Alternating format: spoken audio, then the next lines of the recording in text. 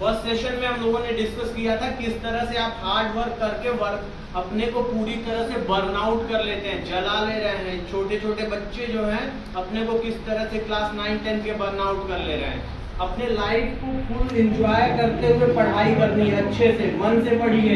देखिए हम एक टाइम टेबल शेड्यूल करते हैं कि हमारे स्कूल की टाइमिंग कितनी है सबसे पहले, और हमें एक चीज आप अपने लाइफ में ऐड करिए, हर एक बच्चे को 5 बजे सुबह उठ जाना है। जिसको ना पढ़ना हो वो इस चीज को फॉलो ना करे, कोई बात नहीं। हर एक बच्चा अगर सुबह 5 बजे उठ जाता है गेटअप, और ये थोड़ा सा हमारे सिस्टम का कहिए कि ये सिस्टम थोड़ा सा गेटअप कर लीजिए कि सुबह 5 बजे उठ जाए। थोड़ा सा हमारा सिस्टम क्या है, अपडेट नहीं है।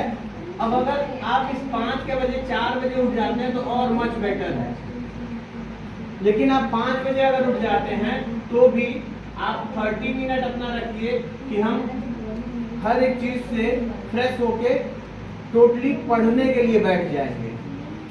अब आप सोच रहे होंगे कि सुबह सुबह उठे और सर ने पहले पढ़ने के लिए ही कहा दिया। हाँ, 5 बजे से 6:30 बजे तक एकदम आराम से बैठ के 1 घंटा मन से पढ़ाई करिए, रिवीजन करिए। यहाँ किस चीज का रिवीजन करना है, सबसे इंपॉर्टेंट ये है, ये डिसाइड करना आपके हाथ में। कुछ भी करना है हमको यहाँ पे लर्न करना है। लर्न का मतलब सीधा सीधा एक कॉन्सेप्ट है, याद करना। छोटे बच्चे 9, 10, 11, 12 तक के सारे बच्चों के लिए है कि याद करना जरूरी है। अब यहाँ पे आप क्या याद करेंगे, वो याद करेंगे जो आप कभी नहीं पढ़ते हैं लेकिन उसकी वैल्यूएशन होती है। 100 नंबर का वो भी आता है। 1, 2, 3 पेपर है आपके पास। एक हिंदी है, सेकंड इंग्लिश है जिसको आप लोग कहते हैं कि हम साल के बाद में पढ़ेंगे, और तीसरा है SST। पर डे 2-2 दिन वीक में अगर आप डेली इस चीज को फॉलो किए तो आपका SST हिंदी और इंग्लिश आपको एक सब्जेक्ट पे मिनिमम 100 डेज 100 आवर्स मिलेंगे याद करने के लिए।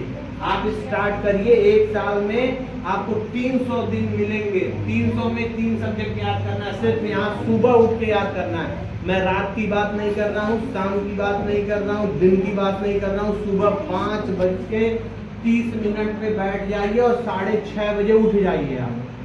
लेकिन ये 1 घंटे आपको क्या करना है, प्रिपेयर होना है।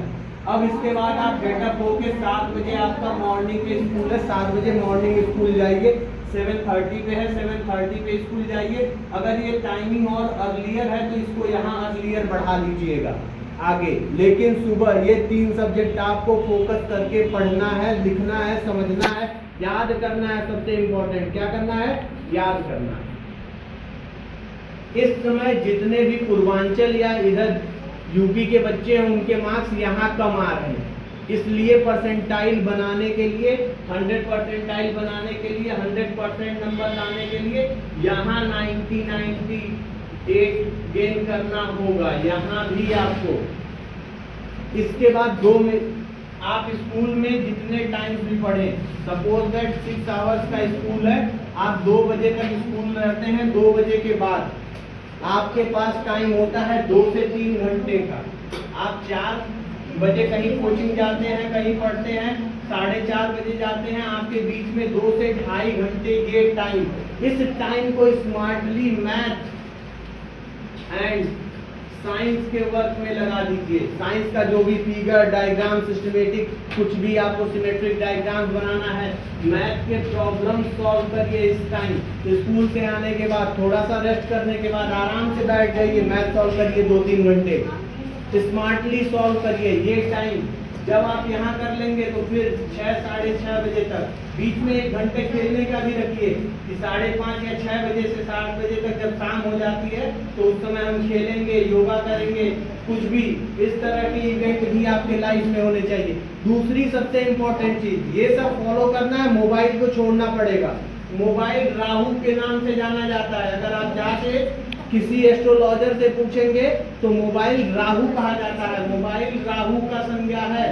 अगर आपको अपने जीवन में राहु का ग्रहण लगाना हो, खूब मोबाइल यूज करिए। अच्छा, मेरी वीडियो भी तो मोबाइल पे ही देख रहे होंगे, इसे देख लीजिएगा, ये थोड़ा सा मोबाइल में अच्छे राहु के अच्छे प्रभाव में गिना जाएगा, ठीक है। लेकिन मोबाइल ज्यादा use ban, mobile is ban for the all preparation student, otherwise क्यों, वो सब आप बाद में डिस्कशन होगा किसी और वीडियो में। तो यहाँ आप 1 घंटे आप योगा, एक्सरसाइज, जो भी जिम करना है वो करिए। Health is very important. एक स्वस्थ दिमाग में ही क्या होता है, स्वस्थ शरीर में स्वस्थ मस्तिष्क का विकास होता है, और एक स्वस्थ दिमाग में ही पेपर्स के सारे पॉइंट्स याद रखे जा सकते हैं। तो आप यहाँ योगा करिए, मेडिटेशन करिए, एक्सरसाइज करिए, लाइफ में डेली 1 घंटा इसके लिए निकालिए।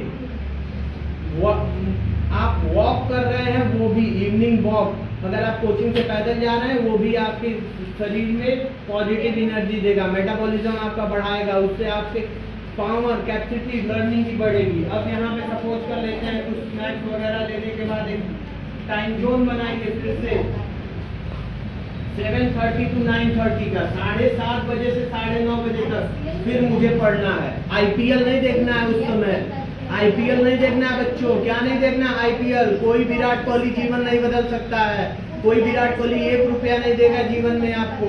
अगर आपके जीवन में कुछ काम आएगा तो ये पढ़ाई आएगी। अगर ये पढ़ाई है तो आपका जीवन है, आप समाज में अच्छे नागरिक बनेंगे, ठीक। कोई आईपीएल आपको नहीं अच्छा नागरिक बनाएगा। इसके बाद रेस्ट 1 घंटे का, 15 मिनट या आधे घंटे का आप रेस्ट लीजिए, जिसमें आप आराम से क्या कर सकते हैं, डिनर करिए। अब ये आपकी चॉइस है कि आप स्कूल वर्क को इसमें डाल दे रहे हैं कि आप स्कूल वर्क करेंगे, अपना स्कूल का जो भी वर्क है वो वर्क यहाँ कर लीजिए 2 घंटे में। 2 घंटे से ज्यादा टाइम स्कूल वर्क पे अपना डिस्ट्रॉय मत करिए। फिर आ जाइए नेक्स्ट, आप 10 बजे से बैठ जाइए, फिर से 10 बजे से फिर आपके पास टाइम मिलेगा, कम से कम आप 12:30 बजे तक तो पढ़िए ही। इसमें 2-3 सेक्शन बनाएंगे कि क्या क्या चीजें पढ़नी है। सपोज कर लीजिए आपने मैथ पढ़ा है, तो अब ये जो मैथ यहाँ पढ़े हैं, इस मैथ का टेस्ट अपने से लीजिए, रिवाइज करिए, रिवीजन, यहाँ रिवीजन करिए। जो साइंस पढ़े हैं, साइंस के तो अगर यहाँ मैथ पढ़ लिए तो आप यहाँ साइंस पढ़ सकते हैं, इस सेशन में साइंस पढ़ लीजिए। अगर आपने यहाँ साइंस पढ़ा है तो इस सेशन में मैथ पढ़ लीजिए। देखिए 2.5 घंटे का ऊपर भी आपको सेशन मिलेगा, कब? दोपहर में। और 2.5 घंटे का नीचे भी सेशन है, कब? रात में। इन दोनों सेशन में मैथ और साइंस पढ़िए। सुबह मॉर्निंग में हिंदी, इंग्लिश और एसएसटी याद करिए। एक सबसे इम्पोर्टेंट चीज, बच्चों का जो सबसे खराब टाइम जाता है वो होता है स्कूल आवर्स 6 घंटे का। इस स्कूल आवर्स को आप प्रोडक्टिव बनाइए। प्रोडक्टिव कैसे बनेगा आपका ये स्कूल आवर? किस तरह से ये प्रोडक्टिव बनेगा? फ्रूटफुल कैसे होगा? ये फ्रूटफुल होगा जब आप इस पे क्या करेंगे, वर्क करेंगे। वर्क का सेंस, यहाँ का वर्क बर्डन के रूप में लेके सर पे घर आने की जरूरत नहीं है। यहाँ का आधा वर्क यहाँ निपटा के आइए, आधा वर्क यहाँ निपटा के आइए, और आधे वर्क को ही यहाँ क्या करना है, स्कूल का यहाँ करना है। अब आधा वर्क आपका वर्क खत्म कैसे होगा? पहला तो एजुकेशन सिस्टम को थोड़ा सा चेंज कराइए कि स्कूल में ही स्कूल के नोट्स कंप्लीट होने चाहिए। जो भी स्कूल का नोट्स है वो घर पे नहीं आके लिखना है, वो स्कूल में ही लिखना है। चाहे आप फ्री पीरियड में बैठ के लिखिए या उसी पीरियड में बैठ के लिखिए, स्कूल का नोट्स स्कूल में कंप्लीट। अब बचा आधा काम स्कूल का। नहीं तो ये 6 घंटे आपके 12 घंटे के लिए बर्डन पैदा करता है। इस 6 घंटे में ही आपको अपना सारा काम कंप्लीट करना है स्कूल का। नहीं तो ये 6 घंटे आपको 12 घंटे यहाँ वर्कआउट दिलाएगा, जैसे आप करते रहते थे पहले। इस स्मार्ट स्ट्रेटजी को समझिए।